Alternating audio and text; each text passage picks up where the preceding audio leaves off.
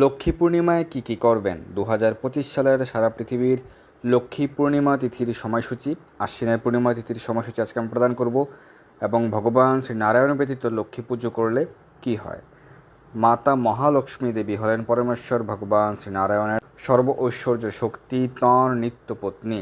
তিনি স্বর্গে স্বর্গলক্ষ্মী রূপে এবং মর্তে মর্তলক্ষ্মী রূপে ধন ঐশ্বর্য দান করেন। ভগবান শ্রী নারায়ণের নানা অবতারে তিনি তাঁর সহধর্মিণী।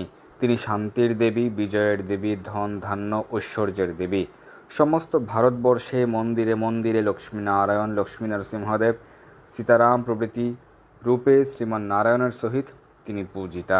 পতিপরায়ণা শান্ত স্বভাব মাতা লক্ষ্মী নিজ পতির সাথে নিত্য ধামসমূহে বিরাজ করেন। এই বছরের লক্ষ্মী পূর্ণিমা তিথির সারা বিশ্বের পূর্ণিমা তিথির সময়সূচি চলুন আমরা প্রদান করছি।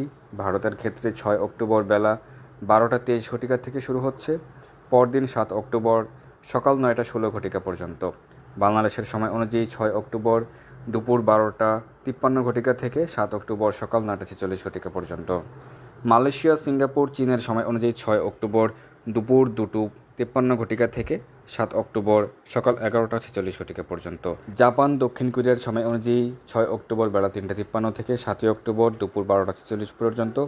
অস্ট্রেলিয়ার সময় অনুযায়ী 6 অক্টোবর বিকেল 5টা 53 থেকে 7 অক্টোবর দুপুর 2টা 46। আরব আমিরাত, ওমানের সময় অনুযায়ী 6 অক্টোবর সকাল 10টা 53 থেকে 7 অক্টোবর সকাল 7টা 46। সৌদি আরব, বাহরাইন, কাতার, কুয়েতের সময় অনুযায়ী 6 অক্টোবর সকাল 9টা 53 থেকে 7 অক্টোবর ভোর 6টা 46। লন্ডনের সময় অনুযায়ী 6 অক্টোবর সকাল 7টা 53 থেকে 7 অক্টোবর ভোর 4টা 46। ফ্রান্স, স্পেন, ইটালি, জার্মানি, সুইজারল্যান্ডের সময় অনুযায়ী 6 অক্টোবর সকাল 8টা 53 থেকে 7 অক্টোবর ভোর 5টা 46। আমেরিকা, কানাডার সময় অনুযায়ী রাত্র 2টা 53 থেকে 6 অক্টোবর দুপুর 11টা 46। পেরুর সময় অনুযায়ী 1টা 53 থেকে 6 অক্টোবর রাত্র 10টা 46।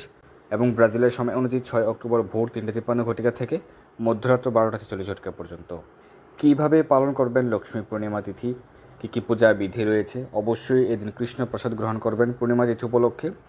পূর্ণিমার আগের দিন, পরদিন সহ অবশ্যই কৃষ্ণ প্রসাদ গ্রহণ করবেন। আর যেহেতু কার্তিক মাস, দামোদর ব্রত শুরু হচ্ছে, অবশ্যই দামোদর মাস কার্তিক মাসে আমিষ আহার বর্জন করবেন, কৃষ্ণ প্রসাদ গ্রহণ করবেন। দামোদর ব্রত অবশ্যই সঠিকভাবে পালন করবেন। কীভাবে দামোদর ব্রত পালন করতে হয়, কী বিধি নিয়ম রয়েছে আমরা আলোচনা করেছিলাম, আমাদের চ্যানেল রয়েছে, আপনারা দেখে নেবেন।